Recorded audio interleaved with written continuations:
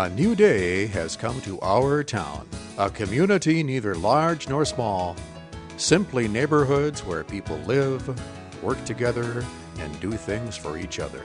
This is a day like any other day, for these are the days that become part of our story. Our story begins when Century 21 agent Tina Jette congratulates new homeowner Michelle on the purchase of her new home. The homeowner shares her excitement about her recent purchase. Though excited, she shares her concerns about just how she is going to decide what to do about plants and flowers in her yard. Michelle also shares that she would like to add an outdoor barbecue area. Tina tells Michelle that Linda Smith from Smith's Greenhouse would be happy to share plant and flower ideas. And Ann Turfer from Dan's Appliance would be able to show her the latest in grills. Michelle is excited about the opportunity to get ideas for her yard design. We will join Michelle and Josh on their visit to Smith's Greenhouse and Dan's Appliance after this break. Welcome back. Now we join Michelle and Josh as they visit Linda at Smith's Greenhouse. Hi, is Linda here? Yes, she is. Hi. Oh, hi. Hi. You must be Michelle. Yes. Tina told me you're going to come. Here, let me get my hands emptied out here. So I drove by your house just to snoop to see what, you might need. Do you have any big plans? Tearing out the yews and tearing out the peonies. Oh, yeah, I saw those were in the front. No, we don't do the shrubbery, so I can get you to Green Thumb Landscaping or somebody like that, but we do the plants. And unfortunately, you might have to live with your peonies for 1 year because it's a little late in the season unless you just want them to go away. Mm-hmm. Otherwise they might die if we move them. But, I also poked around your backyard, too, and saw some places. And so there isn't a lot of place to put flowers in front, though, until you tear that out, is there? No. No. And are you going to save yard for him to play in? Yes, I am. So are you going to dig up your yard, or? Yes, we would like to. You're going to dig some of it up? And then otherwise, are you going to do you have pots? Or is it going to all be in the ground? Or? I would like for you to give me some ideas on what to do. Okay. What colors do you favor? I prefer the red and the white.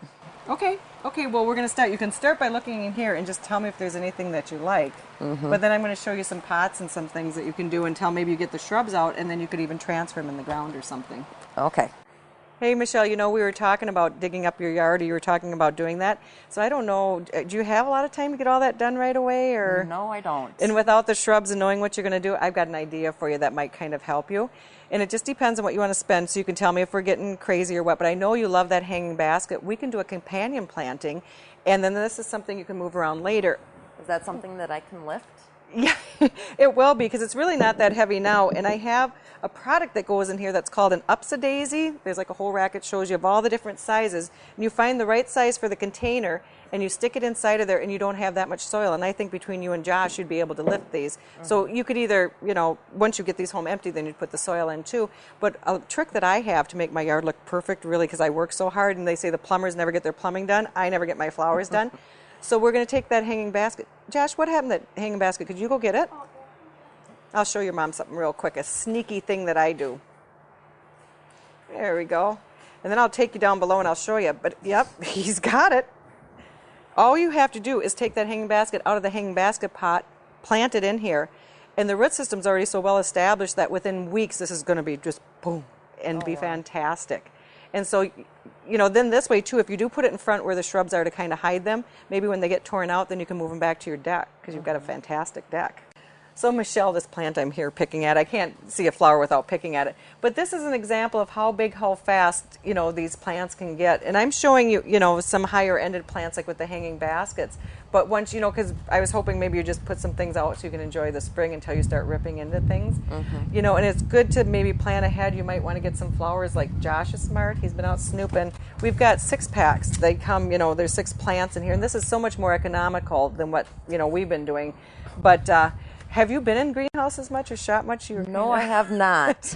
Because I was just going to warn you that it's a good time now to get in, early spring, get your plants picked out, because by midsummer, most greenhouses will be completely sold out, and everything will be gone. So even if you do plan to put some flowers in later, I can help you select those and show you how to keep them until you're ready to put those in the ground. And flats like this are only $18 or $16 for a whole flat of 36 plants. Oh, wow. Yeah. Good job. Can I go scout around? We have to ask Linda first. Oh, you can go anywhere you want. In fact, we encourage that. Then you'll know what there is available. And Michelle, all I got to do is send you with some fertilizer now, I think, and a few tips, and you'll be good to go. Oh. And then you just come back anytime you have a question. That sounds great. He's so funny. He's so cute. You're going to turn a regular gardener into him yet. But it's funny. This whole greenhouse will be empty by mid-June. It goes that whole block all the way down to 13th Street, and then it'll be completely empty. Oh, wow. I know. It's an amazing season, but it's so much fun. When the weather gets nice, people are just so excited to be outside. But then you'll have to remember us because, those planters I just got you talked into, you can come back and we'll fill them up with spruce tops or something in the winter because we'll open up in November for Christmas season. Oh, Michelle, before you go, I've got these flower frames. I was thinking about your peony as we were moving around here. And this is the top of the frame. You move these stakes and you put them on the side like that. You push it in the ground. And the peony is going to grow up through here. You may find out you love your peony because they're fragrant and they're beautiful. Or that you might move it to the back of the yard. Mom, can I get a tomato? Sure. Well, what are you going to do with that tomato? Put it in the front yard. Ooh. You want a tomato in your front yard? Oh, we'll see. Do you have any ideas? Yeah, I do. How about an upside down tomato? I saw that you had a clothesline your mom that started to tear one side of it out, maybe leave one side of it and hang a tomato bag. That'd be cool. Yeah. Oh, Michelle, I'm so glad that Tina told you to come down here and stuff. I hope everything I suggested, works out for you.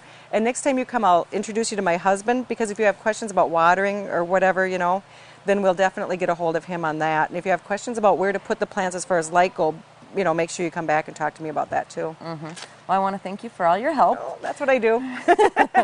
And you know where I can get a grill? Oh, do I ever? I'd go to Dan's Appliances. I haven't bought a grill from there. That's on my, Mother's Day list maybe, but I've got my stove, refrigerator, even my vacuum came from Dan's.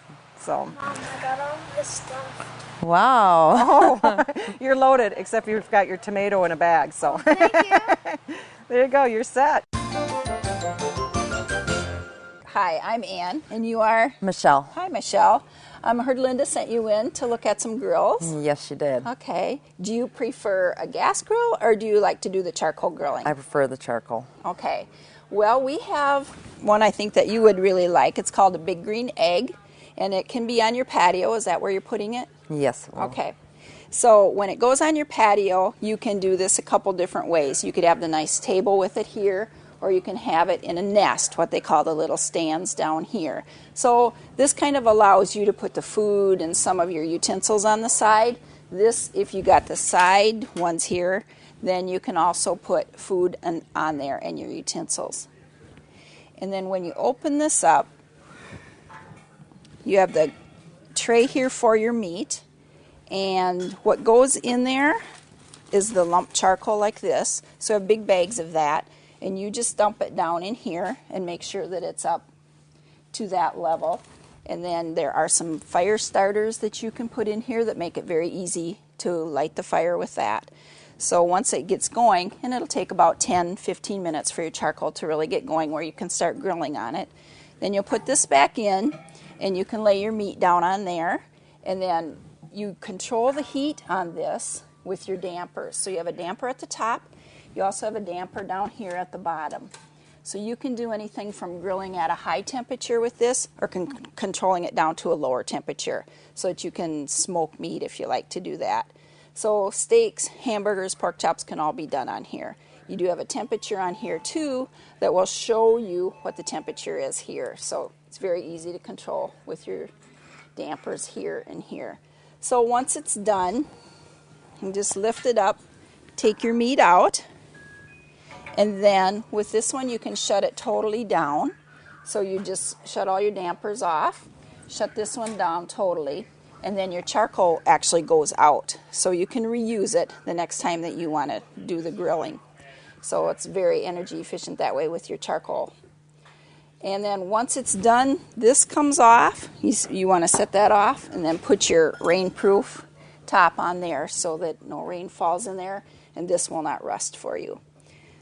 The other thing that you can do with this grill, if you also like to bake, is put this little piece on here, sets in here, and because you can control the temperature and know what it is, then you can also do pizzas on here. You could bake a pie in here if you wanted to. Put your potatoes on there. Are you a griller? Yeah, it's fun, isn't it? Then you can do all that right on here too, as well as doing meats on that. And then just shut it down again. Your temperature would show in here. And so you'd be able to do any of those baked products in there too. Keep house a little cooler in the summer.